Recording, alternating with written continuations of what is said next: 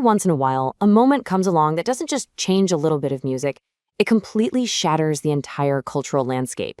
And in the early 1990s, that moment showed up in the form of a band from the rain-soaked Pacific Northwest.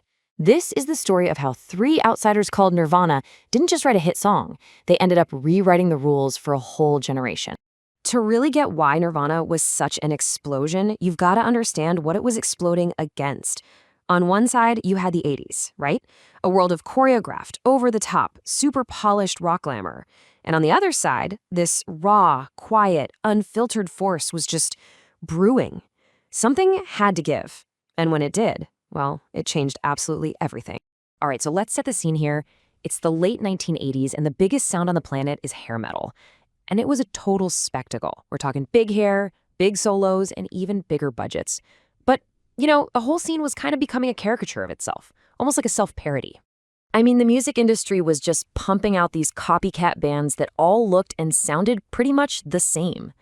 The whole party all the time vibe that felt so exciting in, say, 1985 just felt kind of hollow by 1990. The market was completely flooded, and maybe more importantly, it had totally lost its connection with a new generation of kids who just weren't feeling the party. There was this massive cultural vacuum just sitting there, waiting to be filled.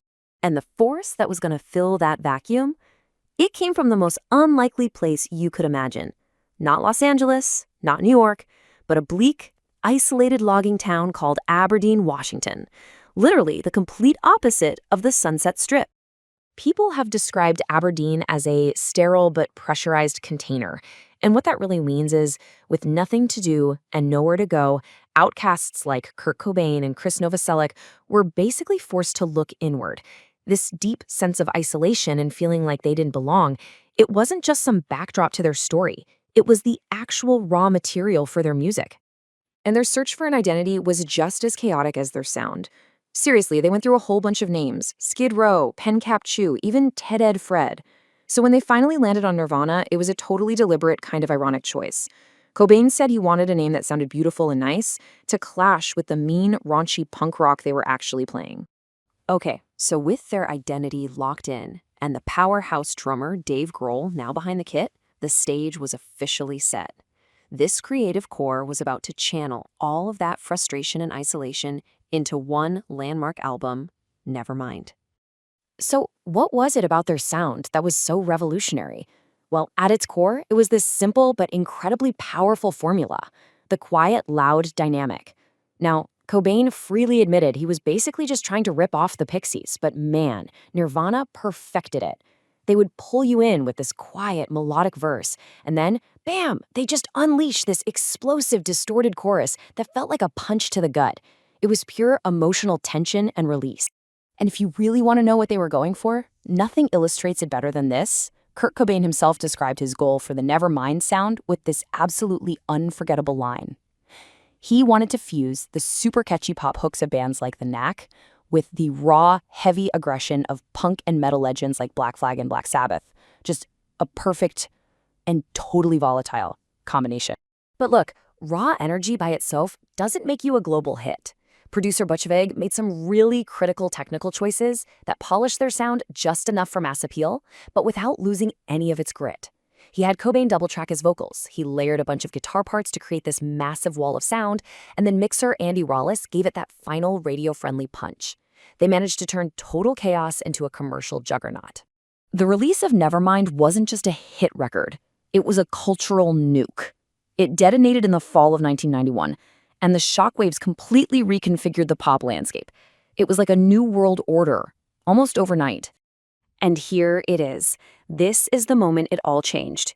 In January of 1992, Nevermind became the #1 album in America. So, who did it knock off the top spot?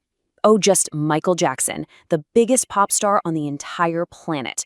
An underground punk band from Aberdeen, Washington, had just dethroned the king of pop. The revolution was real.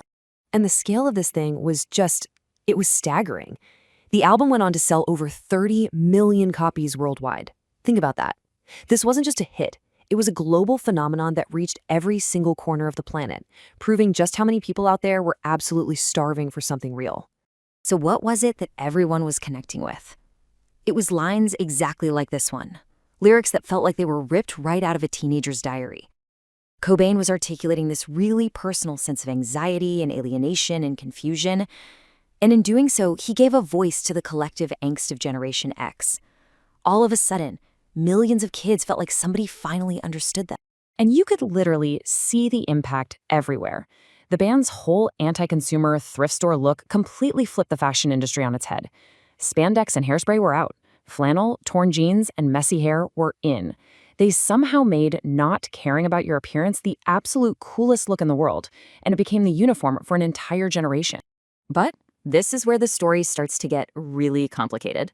Because the central irony of Nirvana's success was that a band built on rejecting the mainstream became the biggest, the most commercial product in the world. And this created this impossible paradox that they could never really escape. And honestly, nothing captures this internal conflict better than this one iconic move. For his Rolling Stone cover shoot, right at the absolute peak of his fame, Kurt Cobain shows up wearing a t-shirt he made himself that just said, "Corporate magazines still suck." I mean, he was simultaneously criticizing the system while becoming its biggest star. And this paradox took a huge psychological toll, mainly because Cobain never ever wanted to be a spokesperson. His lyrics were intensely personal. They were documents of his own pain, not some grand statement about society.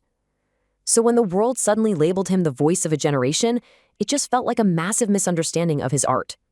He even mocked fans in songs like In Bloom for singing along to the catchy chorus without getting the dark message behind it. The burden of being a symbol, when all he really wanted was to be understood, just became immense. Even though the band's time in the spotlight was tragically short, their rebellion and their message, well, they continue to resonate so powerfully, even decades later. So let's take a look at why their legacy is just so unshakable. I mean, first of all, the numbers are just undeniable. Over 75 million records sold worldwide, a Grammy, a ton of MTV Video Music Awards, and a permanent spot in the rock and roll pantheon. By any measure you can think of, they are one of the most successful and influential bands in history, period.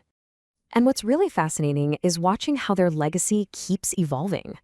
Today, a whole new generation, Gen Z, is connecting with Nirvana not just for the angst, but for Kurt Cobain's progressive values.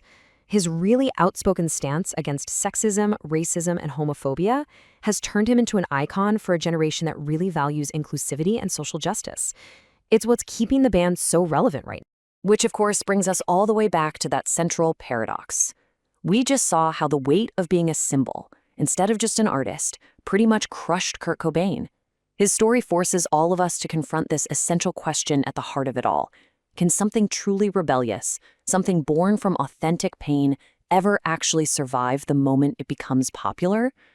The story of Nirvana doesn't give us any easy answers, and maybe that's the most powerful part of their legacy.